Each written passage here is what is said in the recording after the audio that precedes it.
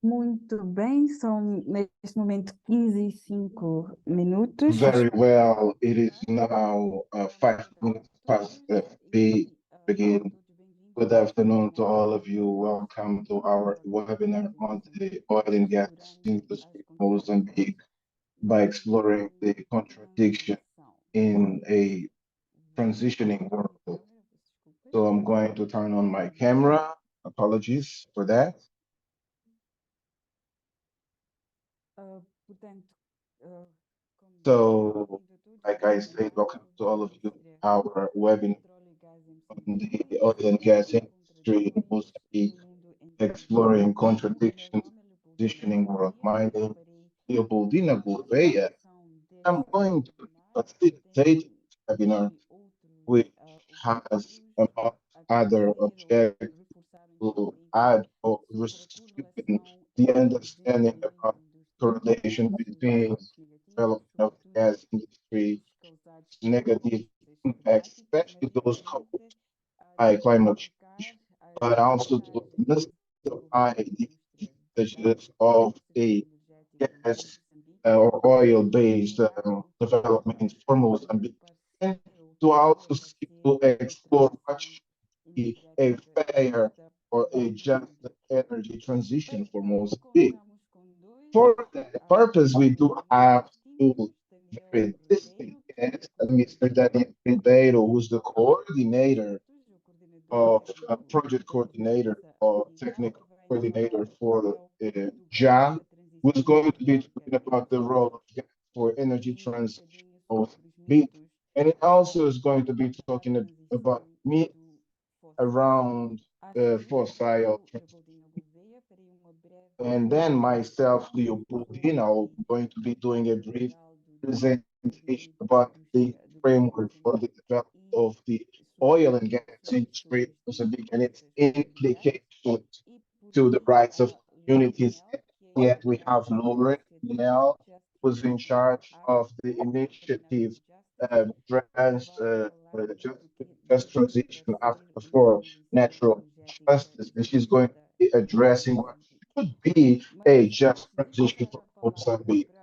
But before we give the floor to our first speaker, Mr. Daniel Ribeiro, I would like to first um, provide a few notes about the Mozambican context and the context within which the idea for this webinar sprouts about.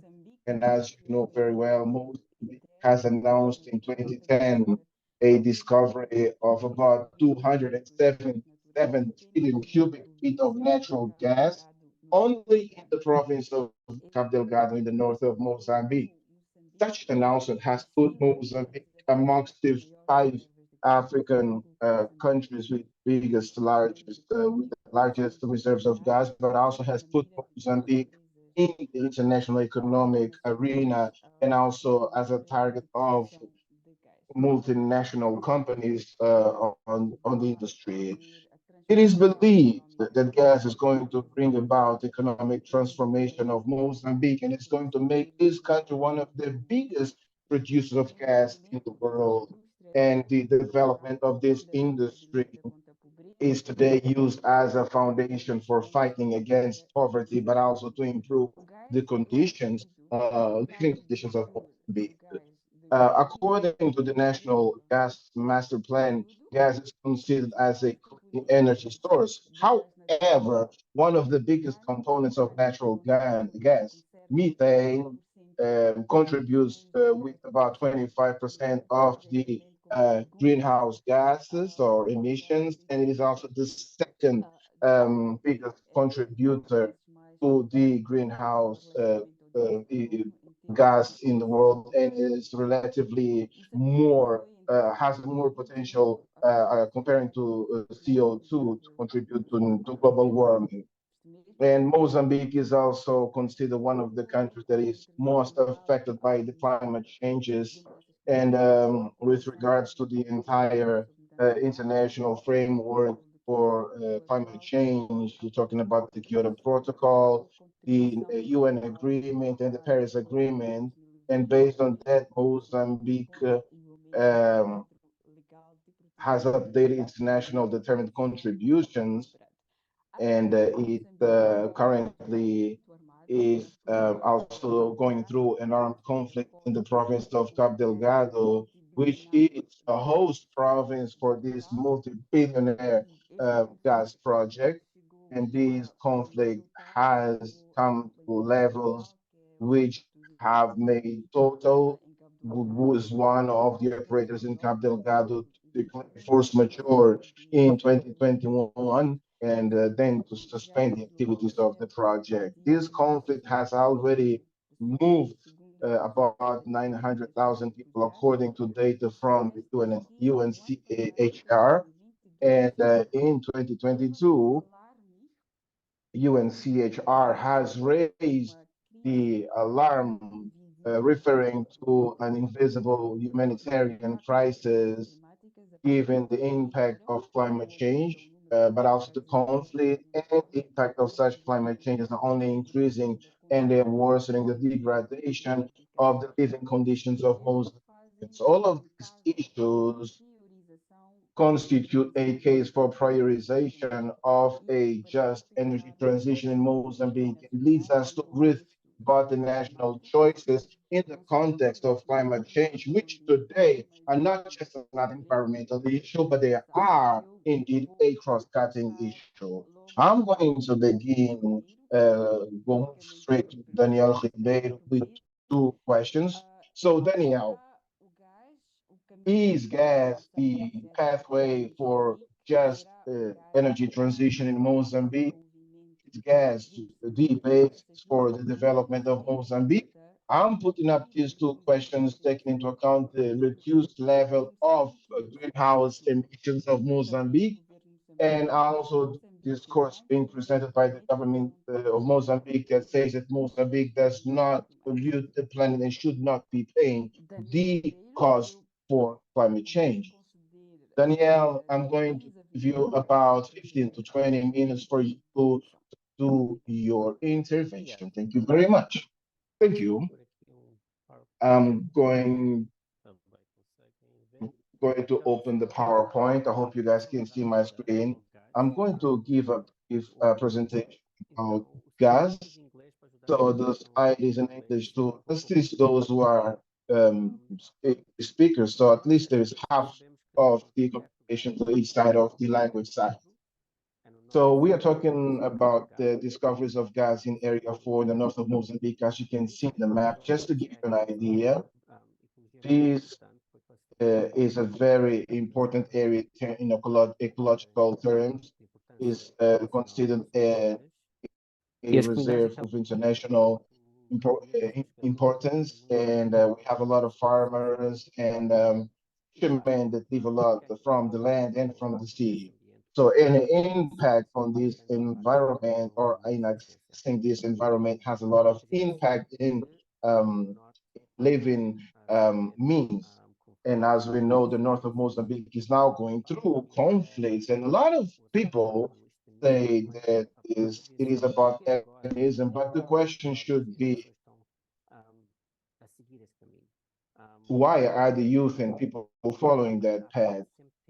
So in this part of Africa, always had some relative extremism, but never the population was affected. And it's now we see this happening. And these are socioeconomic issues that are leading to this. Just to give you a view, on the left-hand picture, you see the attacks of 2017 and 2019, but also is the areas of gas production. This is no coincidence. And the map shows also the communities that live around Palma and the deaths taken recorded in the past years. But the focus is not going to be on the impacts. We know that there are huge impacts from these operations, but I'm going to look at the economic part. Here you see the various financial institutions that are related to gas projects. You see the US, Europe, and Africa, and China, amongst others. Uh,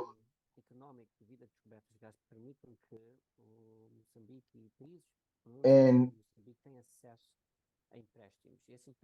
This interest allow Mozambique and many companies to have access to loans, and there's a strong relationship between gas discoveries and other natural resources and the increase of the national debt.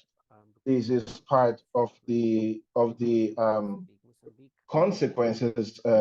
And looking at Mozambique in 2013, it started using its future revenues of gas as a way to contract loans at international level, which when they were discovered, there was a big loss in the Mozambique economy, and there was also a crisis, economic crisis resulting from the socio-economic issues. And gas is already provoking negative impacts even before we start using it, especially because Mozambique and many African countries are largely focused in the exploration of natural resources. You see in the map here a lot of natural resources exploration in Mozambique, and you see that almost 70% of our population relies on farming, fisheries, and other activities that rely heavily on the land, on the access to land. And this is really important for the well-being of the people and the populations. And these mining projects, they endanger the community resources and only will increase and feed conflicts, which is going to lead to the social instability of the country. But also, we have to take into account, if we look at the way by means of which these projects are being implemented, we see they are inflecting and they making very optimistic projections as to the economic advantages of such projects, and they are trying to make a lot of promises and create large false expectations, which do not really help when it comes to the process of understanding this process and its impact on climate change. Like I have said, many African countries are now saying that Europe, the US, they have lived with gas, oil, and fossil fuels, and it is now the time of Africa to do that. Africa does not have a climate debt and has the right to explore its resources. But this is a false narrative because Europe has not developed with the extraction exploration of its resources. It has developed with the occupation of the lands of others and other abuses. But we never include this component in our narratives.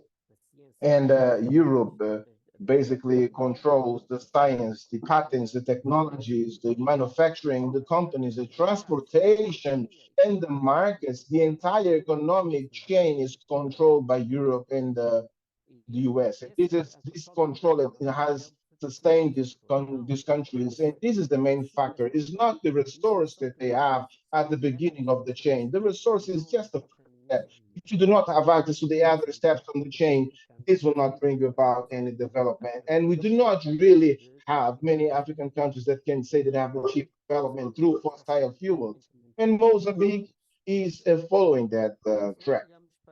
And if we look at the economic projections by independent groups, one of the very few independent studies is coming from Open Oil, and an analysis made by this group showed that Mozambique would only be able to benefit about $20 million through the lifespan of the project, and would only begin receiving money or any revenues from the sector around 2035, 2040.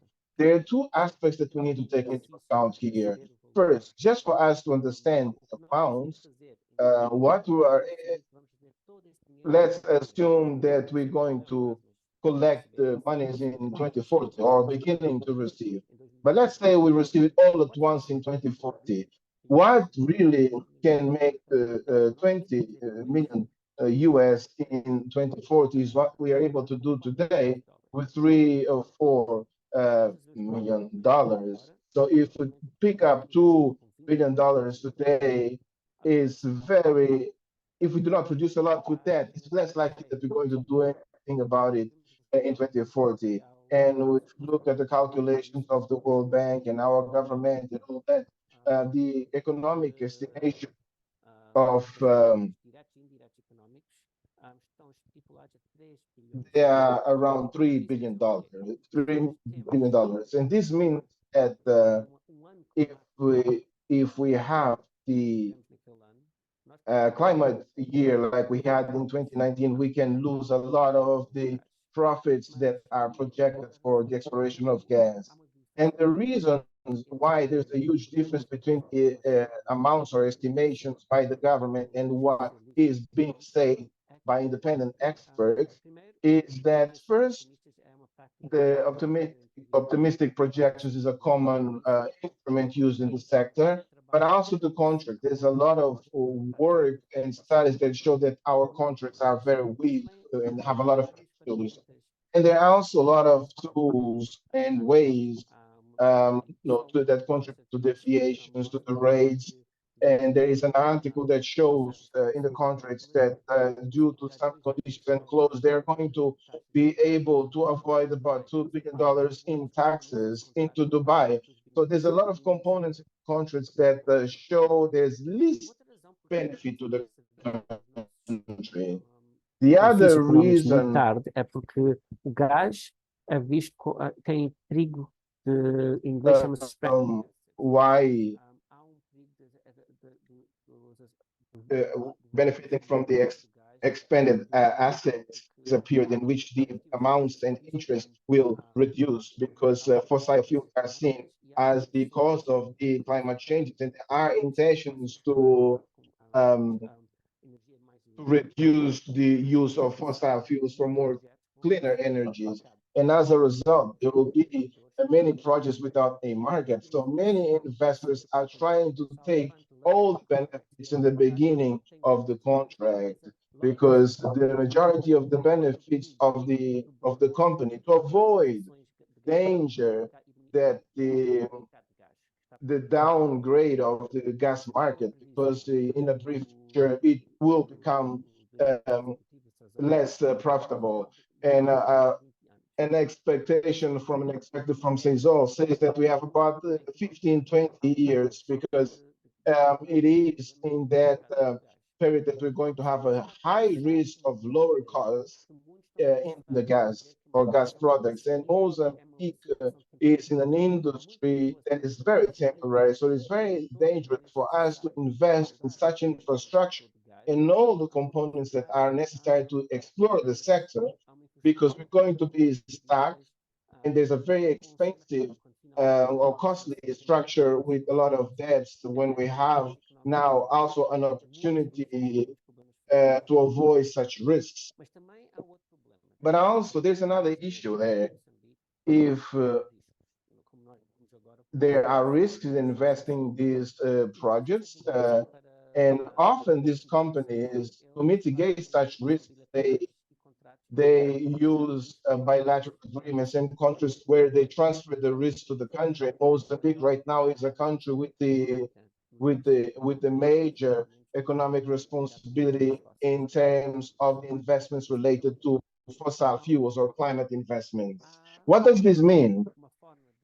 It means there is a legal way which can be resorted by the companies who take the state to court, which is the ISTS, which is settlements in court actionated by investors. And these courts are usually more favorable to the companies.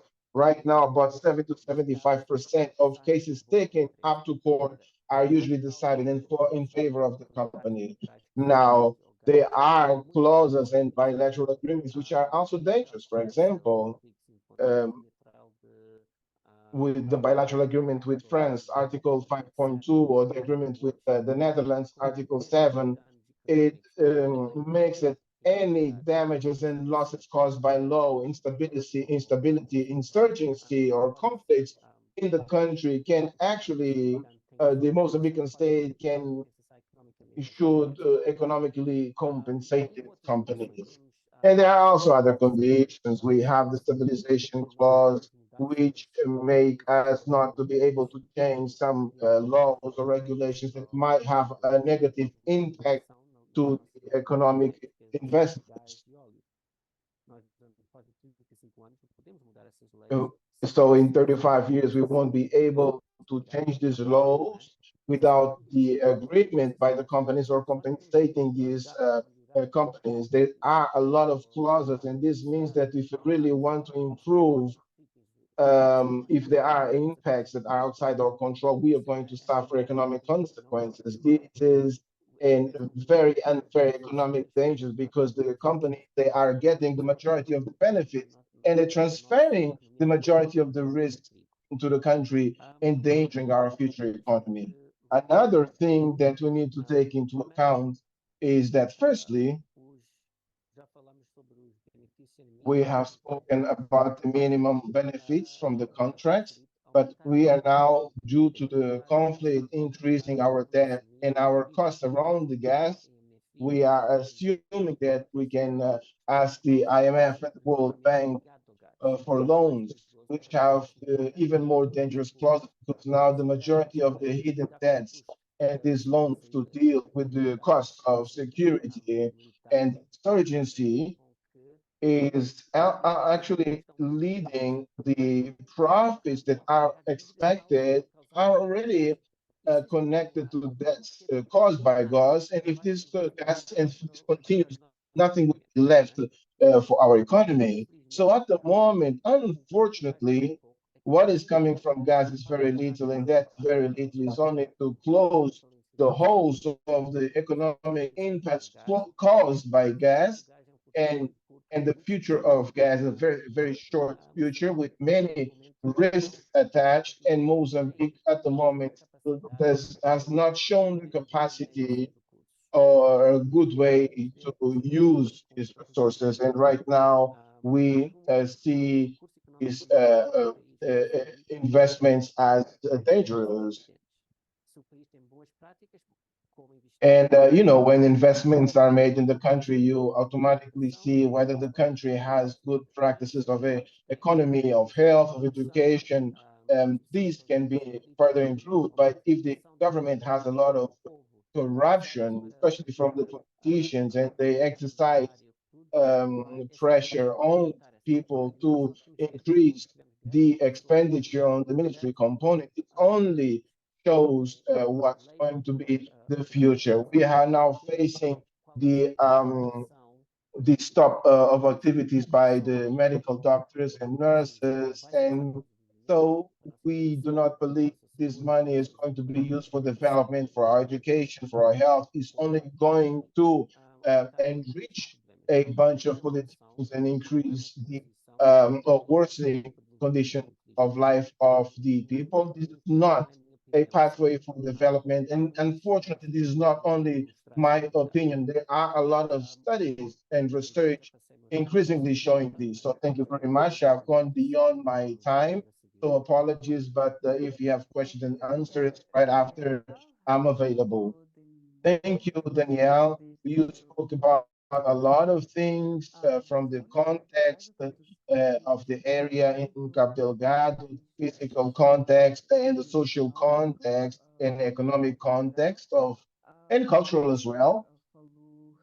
You also spoke about the possible root causes of the conflict in Cabo Delgado, also suggesting the issue of economic exclusion could be in the origin of the conflict and not necessarily the extremism or Islamic extremism.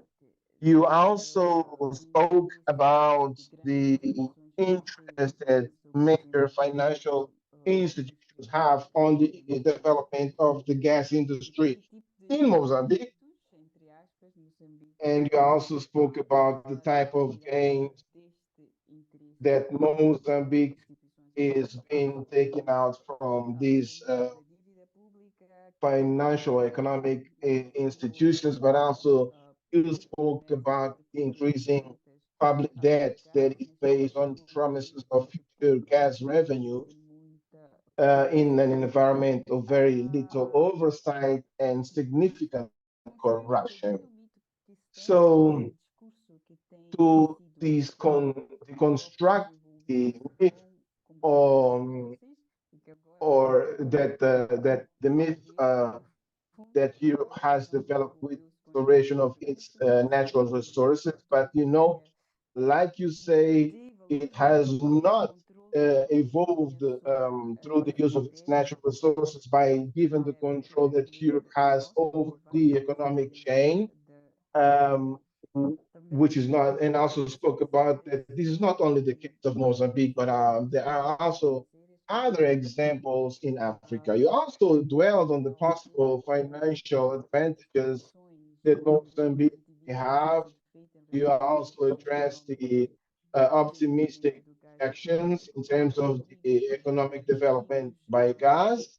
You spoke about the dangers of the contracts and agreements signed between the government and major corporations, such as the rate at which Mozambique is losing, and where money are being directed to other corners of the world, but also the dangers to Mozambique and the precaution measures that are adopted by companies. The standstill clauses, for example, clauses and ISDS mechanism. Thank you, Daniel, for your contributions. I am now going to make a brief about the development or the gas legal framework in Mozambique and its implications to the rights of communities. I only have 4 slides. They are very packed and very, oh, no pictures at all to create better engagement, but I will very quickly speak about the legal framework around the development of the gas industry in Mozambique and the implication that it has over the rights of communities. So basically, the legal framework for the gas industry development in Mozambique uh, is comprised by internal laws and regulations, and also by a set of international instruments ratified by Mozambique, as well as the contract signed between the government of Mozambique and the transnational multinational companies such as any Exim, ExxonMobil, and other. We begin with the Constitution that foresees a set of fundamental rights and duties, and also the obligation to ensure the rationality in the exploration of the resources, safeguarding ecological stability and the rights of future generations. We also have a constitution that does or makes every resource um, on the surface, in the land, all of them are property of the state, and the constitution also provides guidance to a state that is constructed through the engagement of citizens and an efficient use of resources. In addition to the Constitution, we have a law, the petroleum law approved in 2014, that revokes the previous one approved in 2001, which foresees that gas is explored through concession, which is some sort of delegation of service. But this law also looks at the state as an entity that also receives revenue from gas. So it's a stakeholder of the gas, oil and gas investments, but it is also the regulator of the sector. So these 3 positions often puts the state in situations which are constraining and somehow conflicting positions. And these three positions often lead to the perception that the state is there only to defend the economic interests of the investors, which are the economic partners, um, instead of actually regulating the sector and defending the rights of others, including the rights of the vulnerable groups and local communities. This law also establishes an obligation of compliance with everything that has to do with environment, and also another, it establishes the engagement of the local communities, which only a process of providing information, not exactly effective engagement. We also have a land law, which only makes sense in this gas framework that deals with onshore operations, which imply the acquisition of rights of land use. This law foresees um, figures that were designed to protect the rights of third parties against arbitrary actions of the state, but also extend the competences and the attributions of the state at given concessions for gas in areas that are occupied by local communities. This law foresees a a case of expropriation by public interest reasons, mostly economic interest, where the land use can be restricted by public interest actions when there is a need to set up pipelines or other public infrastructure. We have land of the sea, which is basically a texted copy and passes the old bay, which is the UN conventions on the sea, a very important convention, and consecrates principles that are very ambitious, such as an ecosystem approach in managing the sea, environment, adaptive management, precaution, but also, of course, is an obligation to protect the marine environment by beginning with the prohibition of pollution by toxic substances arising from the land or the air, by land or area, and also the pollution by infrastructure to explore resources. And this last provision, under a case that was submitted by small island states to the Court of the Rights of the Sea with regards to the state obligation in the protection of the marine environment and this entire development of the gas or oil industry or extractive industries at sea.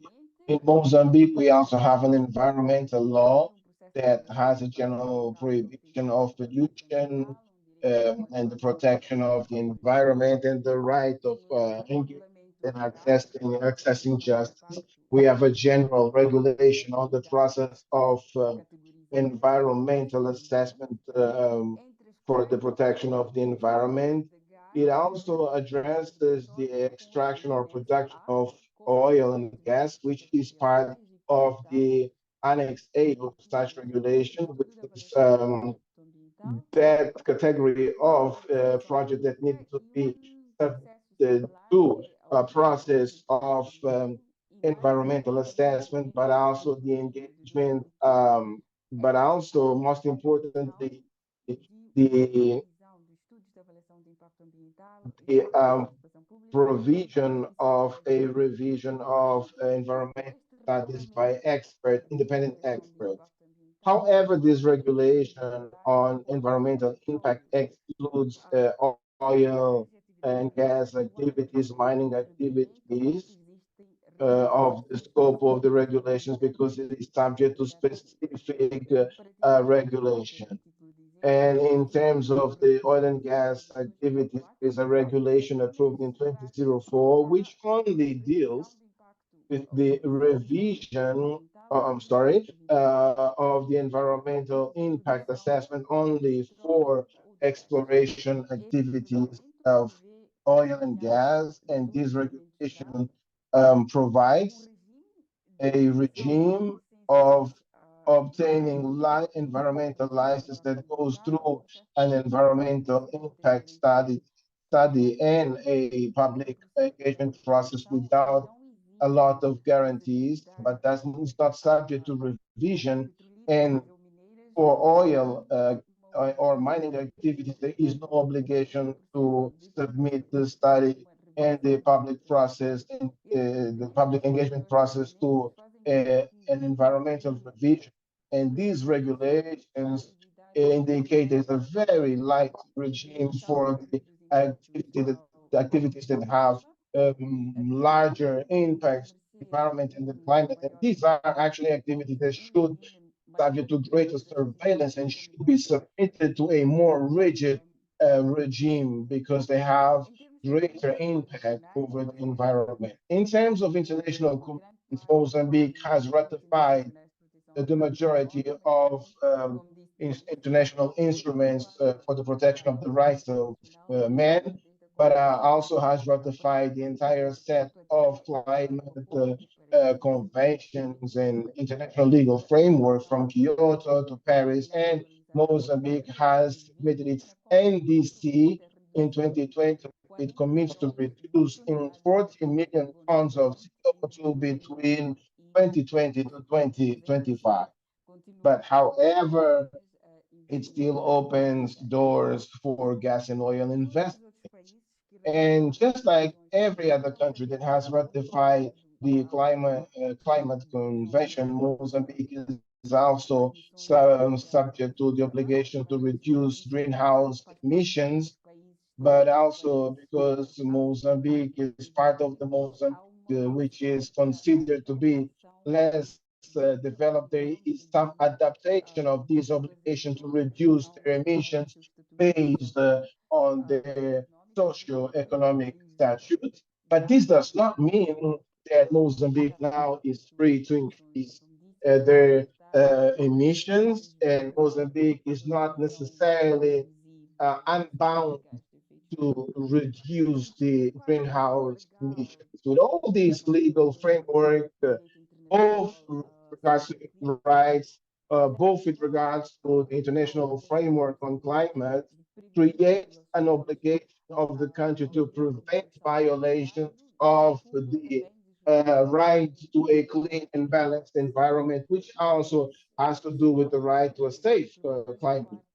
But what we have seen, at least in the narrative of the government, some sort of a victimization with regards to industrialization of Mozambique, where the others are the ones who have polluted the planet and not Mozambique. And Mozambique has this entire past of colonial domination, and that there is possibly an attempt to block the economic sovereignty of Mozambique. And today, the Ukraine war is also part of this victimization. All these Mozambique is not a developed country, but has resources, and it has the right to explore its resources,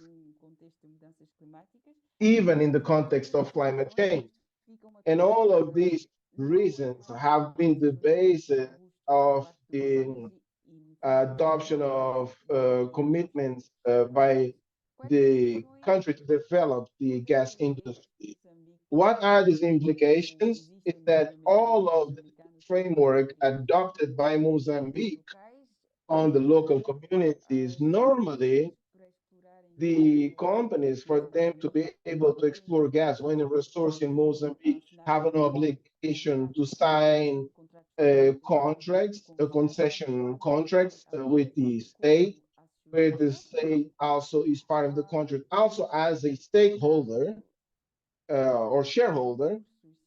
And in the case these resources are in areas already occupied by local communities, normally there is an entire process of land expropriation, and the basis for this expropriation is that those are of significant economic public interest. So expropriation quickest step and is the a pathway which does not face a lot of resistance in the legal point of view, and but also on the ground. And these types of procedures, such as expropriation, force the movement of the populations to give place to these projects, but also limits the access of resources by communities. So there's a huge impact in the survival of these populations.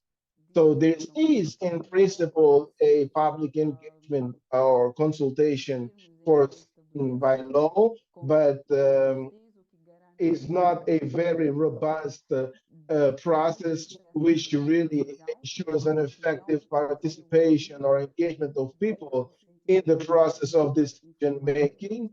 And Mozambique has not yet adopted a stance of informed decision making by the communities, and the state has the right to dispose of land and expropriate any person or people occupying such land. There is also a tendency, like say Danielle, to criminalize any type of complaint and also militarize the areas where gas resources occur. This is a means to weaken any resistance to these types of projects. And today we have a conflict in Cabo Delgado, which Mozambique has qualified as terrorism. There's an entire legal framework regarding terrorism and money laundering that have an impact on the fundamental rights, such as the freedom of association, freedom of expression, the freedom of only to singular individuals, but also these souls that work with these communities. And these legal work, like Daniel said, have an impact. I'm sorry, this project also have an impact in the emission of greenhouse in Mozambique. Like he said, is one of the countries that is most prone to the climate changes. It is a country where a lot of people have been affected by extreme climate events. Danielle mentioned the Idai and Kenneth cyclones that occurred in 2019 and the economic costs of the losses that these climate events created in about $3 billion. And yes, if events continue to occur every year, we won't even be able to use the gas revenues to cover the expenses arising from this exploration. So this is what I wanted to share with you with regards to the legal framework around the gas industry in Mozambique. I'm now going to give the floor to Lauren Nail, that is going to be talking to us about what or how would a just energy transition look like in Mozambique. So, Lauren, I'm going to give you 15 minutes. Thank you very much. The floor is yours. Thanks, Leopoldina.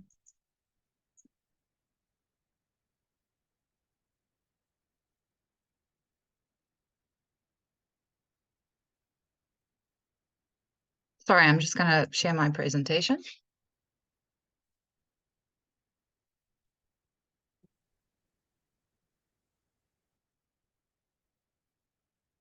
So like Leopoldina said, I'm from Natural Justice. I'm the Just Energy Transition Africa Initiative Coordinator. In terms of a just energy transition in Mozambique, I've set out sort of a framework for my discussion. I'll start with an introduction. And then I'm going to explain why a just energy transition is needed. Then looking at the energy landscape of Mozambique and the energy framework that allows for renewable energy, the current energy laws that are in place, what kind of future we see with the planned projects moving forward. We're going to speak a bit about hydro projects as well. and then the potential for renewable energy in Mozambique, and a conclusion. In terms of just energy transitions, each country has its own just energy transition.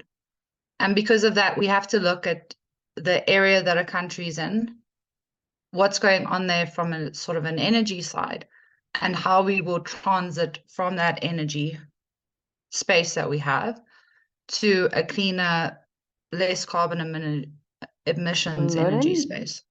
Yes.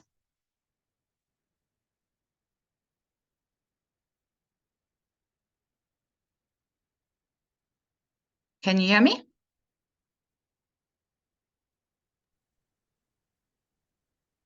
We can hear you. I think you can carry on. Thanks. So in terms of that, I've got this map here, which just shows access to electricity across Africa.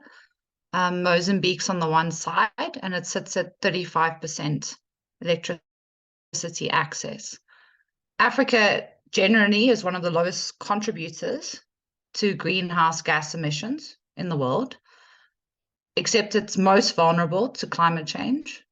Southern Africa specifically has the lowest electricity access rates in Africa.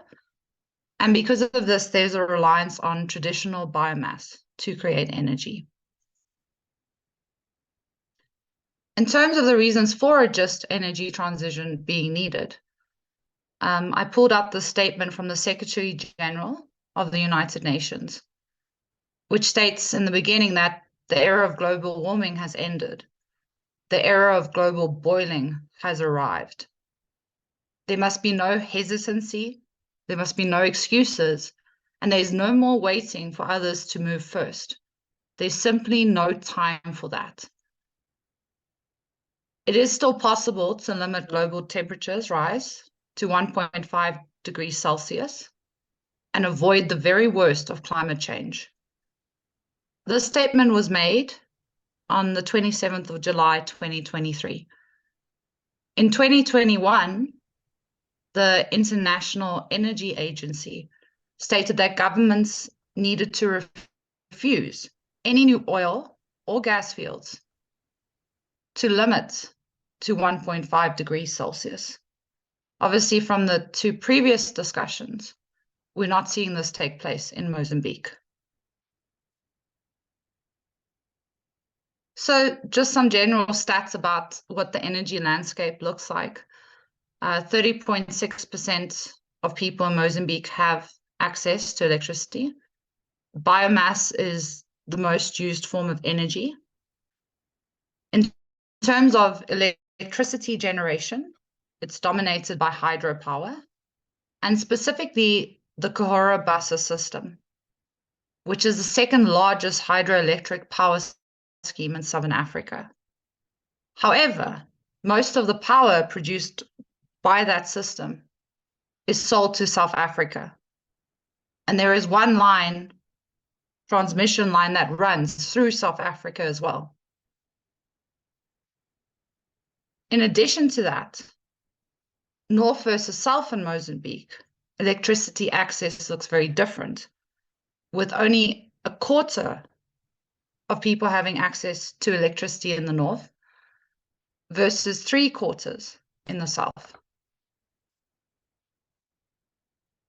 So just in terms of the electricity generation, the light blue bar is natural gas. And from the years 2015 to 2021, we see quite a big increase over the space of those years.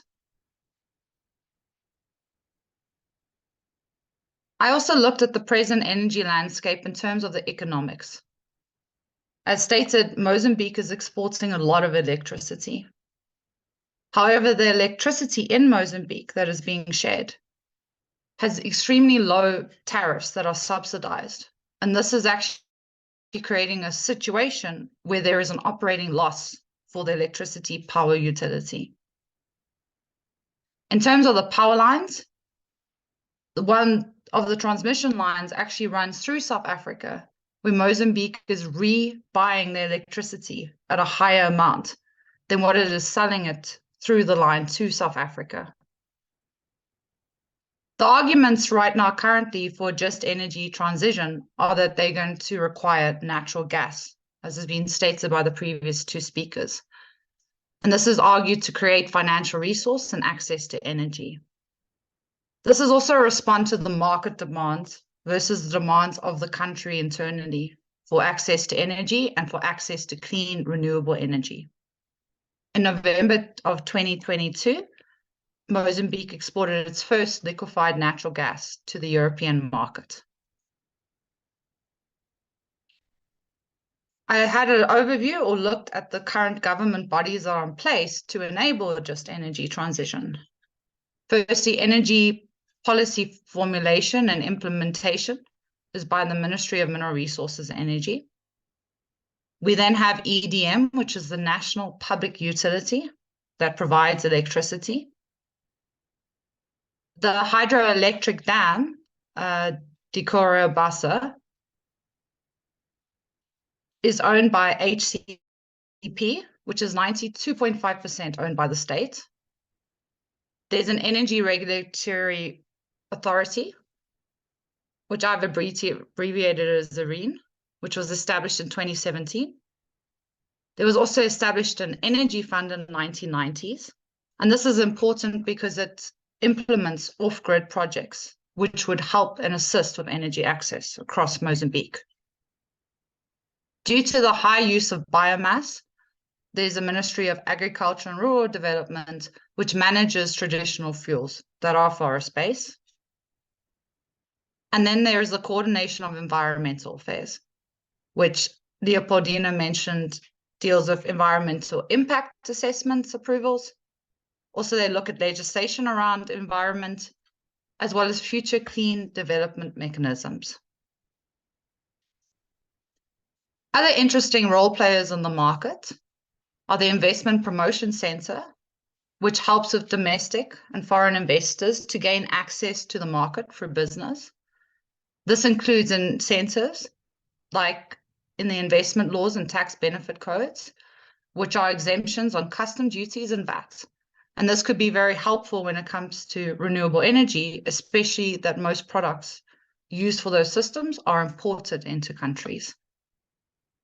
The other interesting role player is the Mozambican Renewable Energy Association, which intends to promote renewable energy in Mozambique.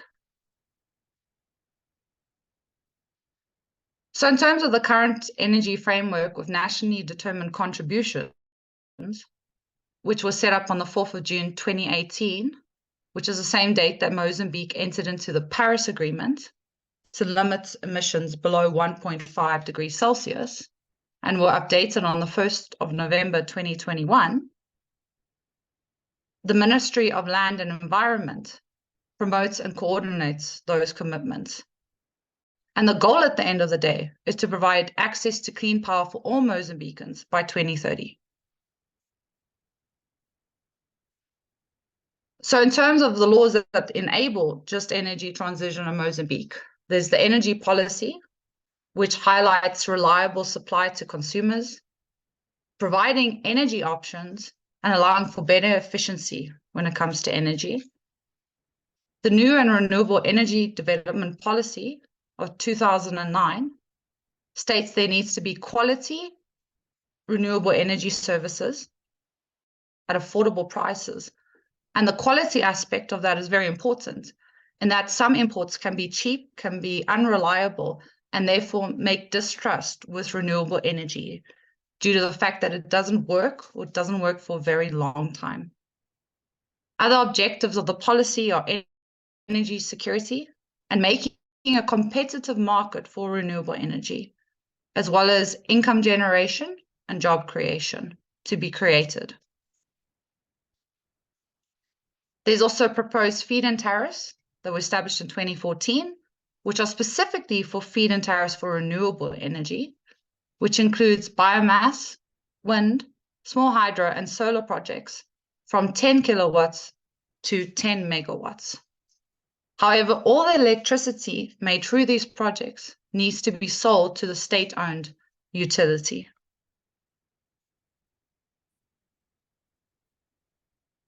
In 2021, there was a regulation created for energy access and off-grid areas. And this aims to create better access to electricity, as well as provide more transparent processes for private sector to enter the market. In 2022, the electricity law was amended, and this had an emphasis on renewables. So I looked at the future plan projects of Mozambique. For fossil fuels, there's quite a few projects being planned, which I won't go through. But in total, there's 7 that are being mentioned here.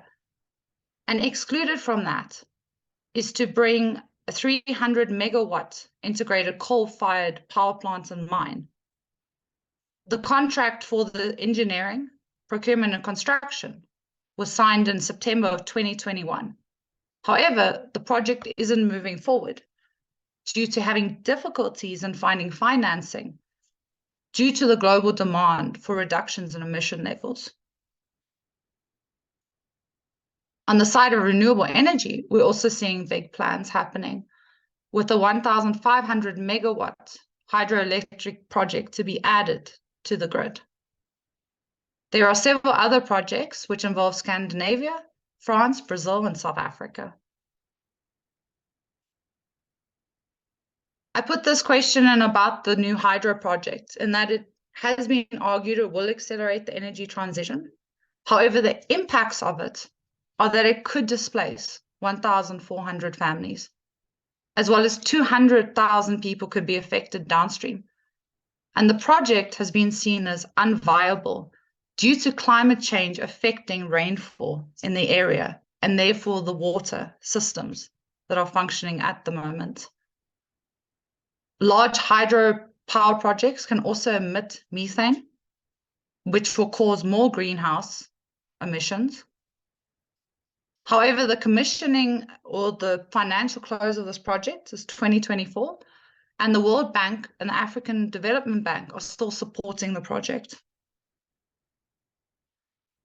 Another issue the communities have raised is that if they are relocated, that they may not be on arable land to continue farming as they've done before. Also, another counter argument is that Mozambique is producing enough energy to meet domestic needs. It's just not being used for domestic needs. So when we look at the potential for renewable energy, a Renewable Energy Atlas survey process was done between 2011 and 2013. It shows extremely high levels of solar potential at 2.7 gigawatts, where 600 megawatts could be grid connected, as well as 4.5 gigawatts of wind projects, with 1,100 megawatts being added to the grid. Mozambique has abundance of resources for clean energy, which includes includes hydro, solar, wind, biomass, and geothermal. Gas has obviously been also argued as a clean energy. However, in the long term, gas won't be economically viable, nor will it be friendly to the environment. As Leopoldina mentioned, there's emissions that are caused from methane. In hydro, there's been 1,400 projects identified. So in conclusion, from all that information, small-scale hydro projects are extremely viable in the area, and they have a human rights respecting model, as well as not emitting methane. There needs to be an avoidance of new investments into coal-fired power plants, as well as into fossil fuel infrastructure, which includes gas.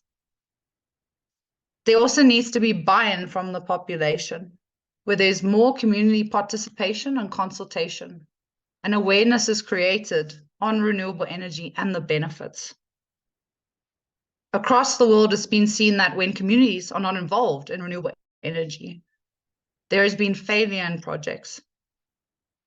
There's a need to build capacity in the municipalities to play a positive role in the transitions and the decision-making processes. There also needs to be local access for finance, for individuals, for communities. And there needs to be quality standards for renewable energy technologies. Thank you.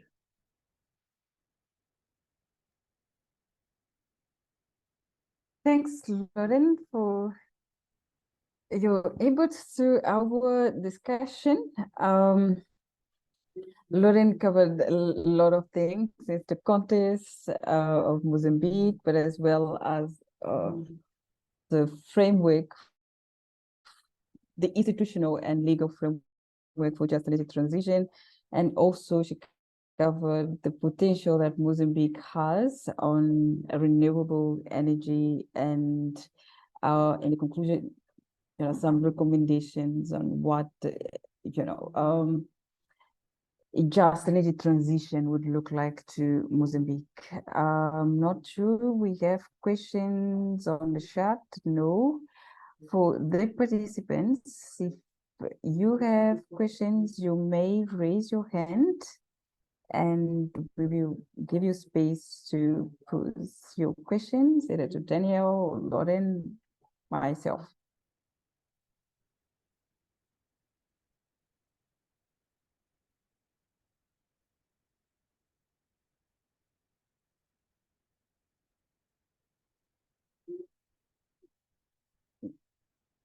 Oops.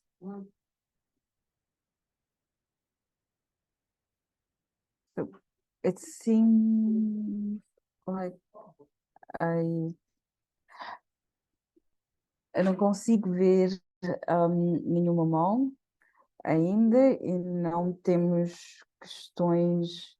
I do not see any hand up in the air, and we do not have any questions on the chat box as well, from what I see. Então, devo, se calhar, eu fazer algumas questões. So I should probably put up some questions to our Daniel, quanto, panelists, and I would like to ask to both Daniel and to Lauren. I am going to begin with Daniel. Daniel, you have mentioned during your presentation you spoke about the economic dangers arising from gas developments, and you also said, amongst other things, that Mozambique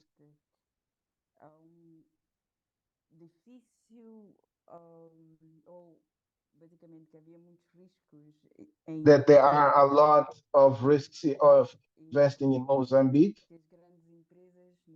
and that there's big multinationals that invest in Mozambique, they have taken some precaution to protect themselves from such risks. And the many things you spoke about the dangers of the ISSs, for example. You mentioned some bilateral agreements that have been used, such as the French one and the Dutch one. And Mozambique is living a climate of military instability in the north of the country, and this environment has led Total to declare force majeure and the suspension of the project activities. In your opinion, Daniel, will there be economic consequences arising from the suspension of project activities by Total to Mozambique? This is the first question that I have to you, Daniel. Will Mozambique face any consequences as a result of the declaration of force majeure? And also, in addition, usually companies has a surveillance obligation or duty, and based on that, companies or concessionaires should do a pre-assessment of the impacts and the potential risks related to their investments in any location. Very recently, Total has published a rights report in Cabo Delgado, and I also say that your organization, Danielle, I also was part of a report on the same human rights issue in Cabo Delgado, and I wanted to hear also has Total and their partners have done the due diligence of foreseeing anticipating the risks of these investments in Cabo Delgado. Thank you very much. Any investment has risk. The problem is that usually these companies, they don't want to take they don't want to be responsible for such risk, and they want to transfer these risks to the countries they operate in, and this has implications to the future well-being of the populations of such countries. What we usually see is that these risks that endanger investments that usually are instigated or created by these investments. If you look around the continent, we can see that these investments have a tendency to increase the monopoly to create a social instability. In fact, many of these issues arising from these investments are a result of the socioeconomic impacts caused by the influence of multinationals, the corruption activities. So in fact, it is a cycle that is very concerning. And yes, Mozambique has um, in, has a lot of infrastructure issues and needs a lot of investments to deal with such issues. But in fact, often this is used as an excuse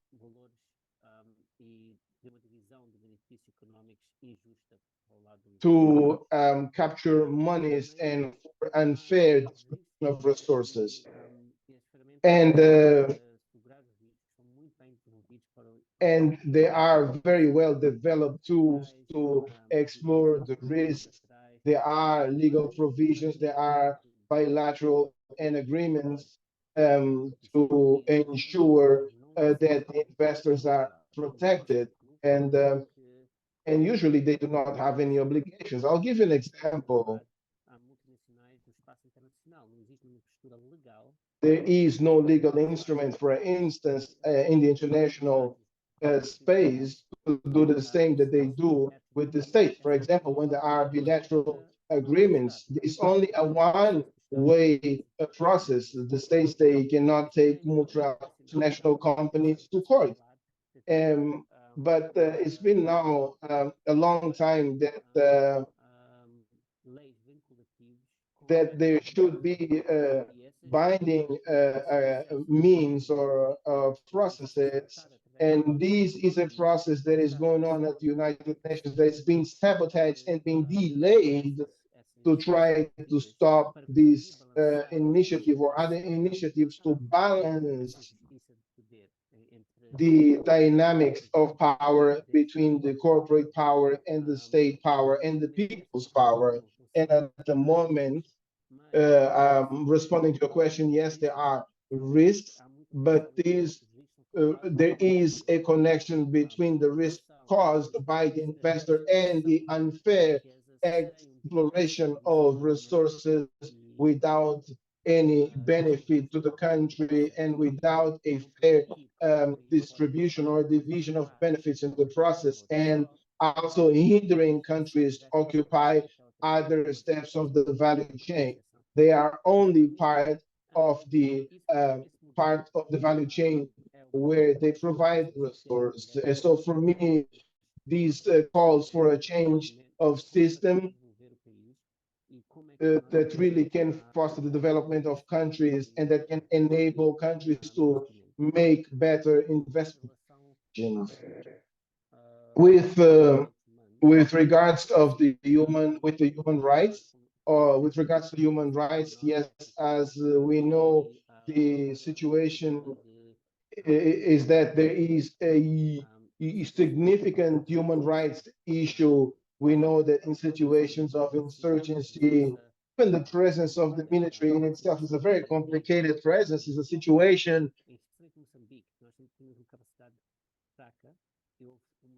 recognizing that Mozambique has a very weak military capacity, and it had the need to ensure that total investment would move on and it would be safe. There was an increase of military presence in local, and this was not really done in a very good manner.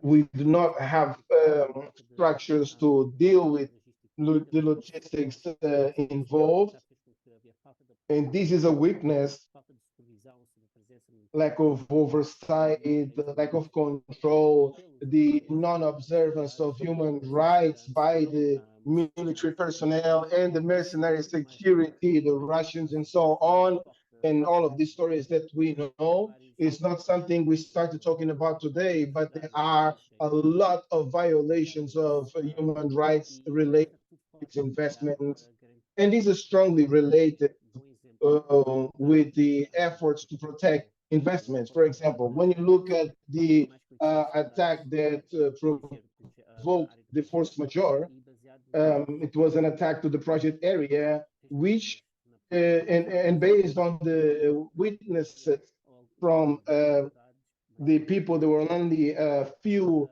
soldiers to protect citizens. It really shows what was the reason that military was in that location. And there are a serious issue even related to Total in terms of practices of providing bonuses to the soldiers, which were not involved in negative behaviors or human rights violations, meaning that for them to behave properly, they would receive a bonus from Total. And there are other payments, and these payments show that there is a strong link and a direct link between the Total and the military. So there are a lot of concerns related to the way in which the situation occurred and the linkage between Total and the state.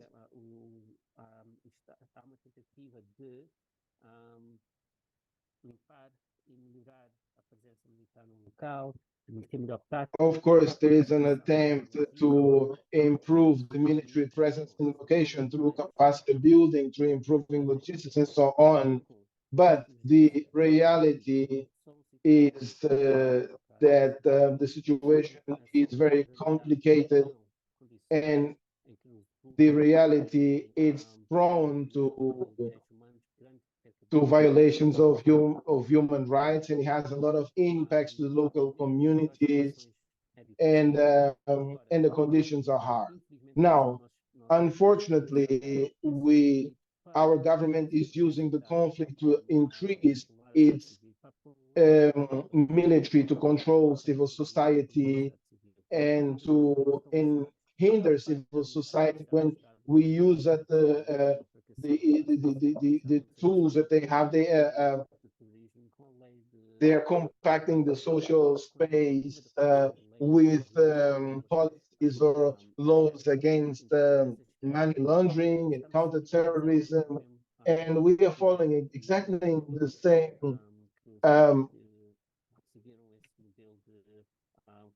the same approach that have been used by in other setups in which civil society is constrained, and we have seen that the approach they're using has been well thought, well structured to constrain the social space.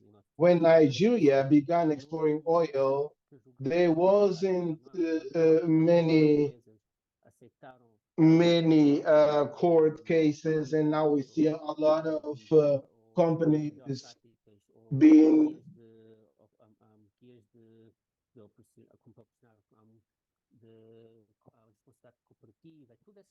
muitas coisas, muitos papéis bonitos, uma narrativa muito bonita, mas no fim do dia we see that the narrative is very beautiful, but at the end of the day, we have a beautiful narrative to the public, but the fact is that Mozambique today, with all of these beautiful documents and the greenwashing around them, we are going through the same issues and we are going through the same pathway of what is known as the resource curse. Started in the 60s and the 50s, and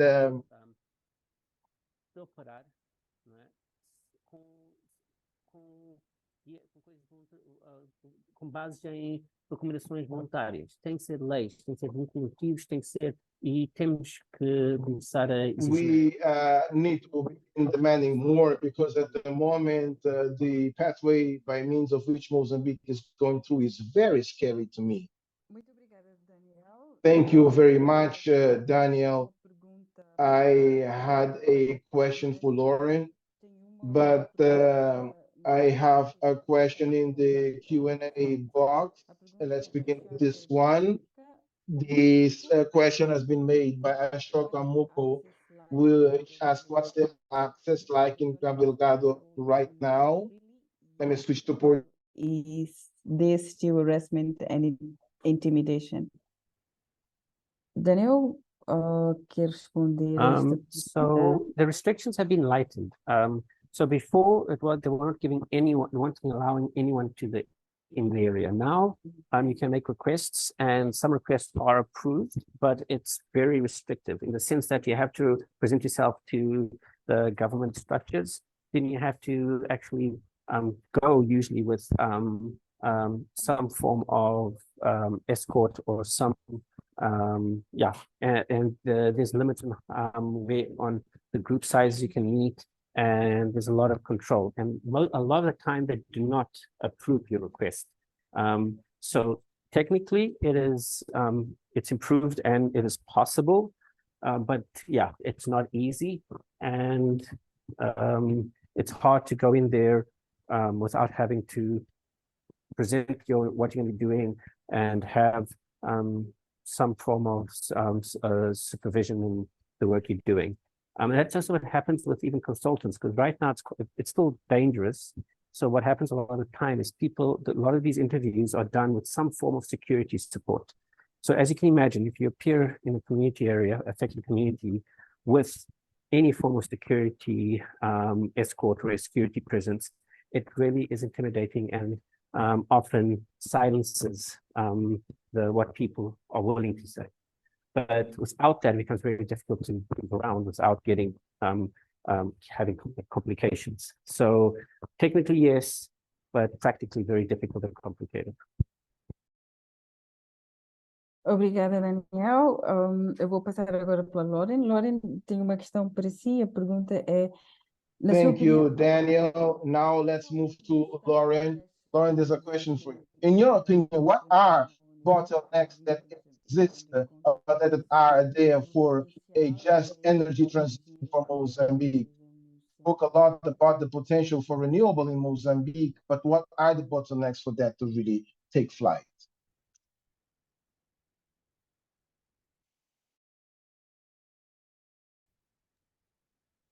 Lauren, you there? Yeah, sorry, Leopoldina. If you'll just repeat that question. My question to you is, in your opinion, Lauren, what are the bottlenecks for a just energy transition in Mozambique? Thanks, Leopoldina. I think in Mozambique, you have a very difficult dichotomy to deal with at present. I think Daniel's highlighted some of the issues that face a just energy transition, like the resource curse. And what that creates is a system where you have to rely on outside funding.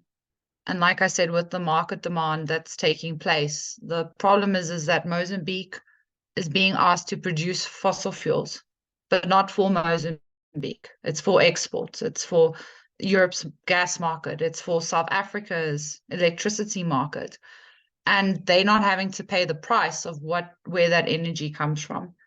And they're only willing to invest in certain projects. So I think it's a lot about financing and what even like the World Bank is willing to finance in Mozambique.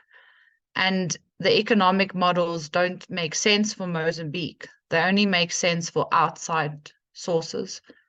And so I think the major bottleneck is per se for just energy transition lies in the economic framework that exists in Mozambique at the moment. Because what's being put on the table is that even the gas projects that will come online will benefit Mozambicans. But in actual fact, when you look at where the export will go to, South Africa once again will get a lot of that power from some of the projects. And like I said in my presentation, there's enough energy in Mozambique to provide access to it. The problem is where it's been sold to. And Mozambique does have, sadly, historic problems, which is huge amounts of debt that they are trying to pay off. And that's why they're going into the market demand, because that's where they're getting money from to keep paying off the debts, but through that process, taking potentially on more debt. So it basically comes down to the economics of it. And I think there's been a lot of successful cases, like with Nigeria that Daniel mentioned, where people have gone outside Nigeria to fight the companies who are funding that market, to fight the finances who are not putting in standards, to fight even the policies that are coming from the EU that are seeing this push for gas happen and this market being pushed for in Mozambique. And I think that's about collaboration internationally, Mozambique, with other partners to put pressure on other pressure points to stop the demand for fossil fuels and to then start demanding renewable clean energy. Ok, obrigada, Lauren. Temos ainda 4 minutos. Eu vou voltar para. Thank you, Lauren. I'm going to go back to you, Danny, with one last question. Usually, Daniel, we have been hearing in Mozambique during or throughout the discussion platforms on the gas industry, gas exploration in Mozambique is not something it has already started 04 when so began or entered the market with the exploration and production of gas in Inhambane. And the question that is being put is why we have these conflict issues and corruption related issues only being heard today in Cabo Delgado and not in Inhambane when we started the exploration and production of gas back in 2004. Well, I'm going to try to do my best, but this is the following. In the period in which SESO implemented its project, the Beacon Civil Society returned, and it was also a sector that was pretty much new. There was a lack of capacity and also the capacity to understand the implications of these projects. The other issue is that there was less transparency, so it was really hard to understand the conditions of the contracts and the agreements. But what we noticed is that Total has contributed very little to the Mozambican economy. And if we look at the contract and its conditions, for example, the price transfers, SESO has the right to sell its production to itself, and at very low market prices, even to completely eliminate the revenue arising from such sales. And the expansion of gas exploration of gas in Inhambane by SESO, there are some analyses that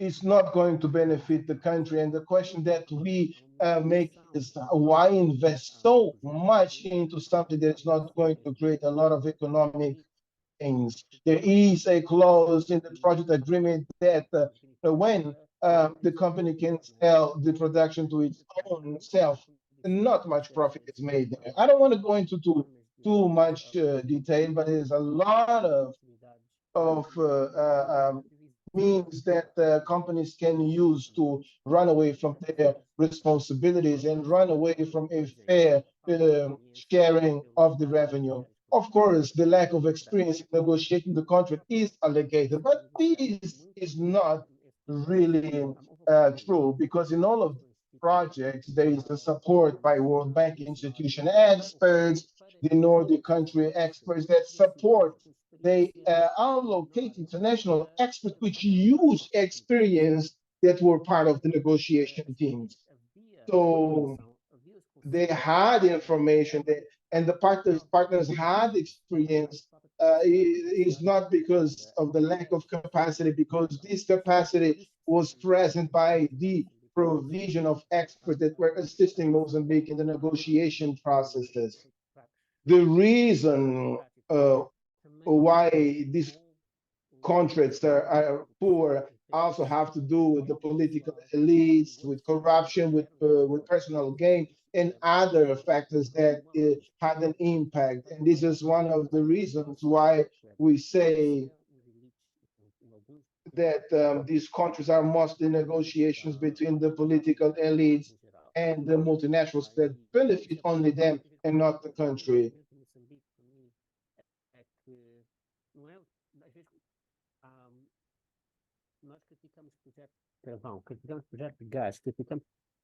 We usually criticize all these projects, is what they say, but the problem is that with this significant corruption and the poor leadership that we have, any project to explore natural resources have or are affected by serious corruption issues by our leadership, and all of them will always be problematic. It's not only about the technology, but it's also the amounts and the ways by means of which negotiations are made and the decisions are made. Many of them are done to put money in the pocket of politicians. So this really leads many projects only to increase dangerous and unfair sharing of the revenue. And this is a huge problem in Mozambique. And these projects, they are very clear examples of the failure of our leaderships to ensure that these projects really bring about benefits to the people in the country and not for the pockets of the politicians. Thank you, Daniel. Lauren, I have one last question for you from the chat box. Felicita pela informação. This question is made by Yegechny, that first commends the presentation, but also asks what are the mechanism instruments that are available to push back against these financial institutions. Lauren, I'm going to ask you to very briefly respond so that we're able to close our discussion by 4:35. The floor is yours, Lauren. Thanks, Leopoldina. I'll be super quick. And I think that's a really great question. So for one, for finances like the World Bank, there's grievance processes. You can lodge grievances with them. And I've heard from a few people that they actually do take the grievances seriously. So that's one option with finances. And then number two is shareholder activism when it comes to, let's say, corporate entities overseas. That's been very successful. With the case of like Recon Africa, there was a class action of shareholders who said that the gas project in Namibia was not feasible and they were told to invest in shares. And that case is still running, but it's put a lot of pressure on the company that started the project. So there's a lot of really great ways to push back against the finances or the sort of demand that's being made on these projects.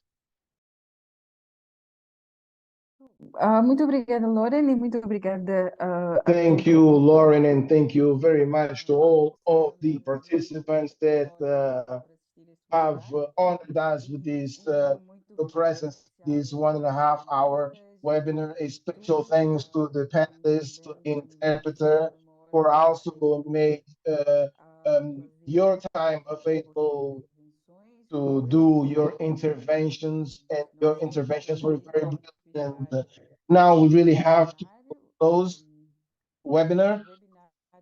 and this webinar was recorded and will be made available in YouTube. The YouTube link will also be shared with those who are interested, as some of you have indicated in the chat. So thank you very much, and good afternoon to all of you.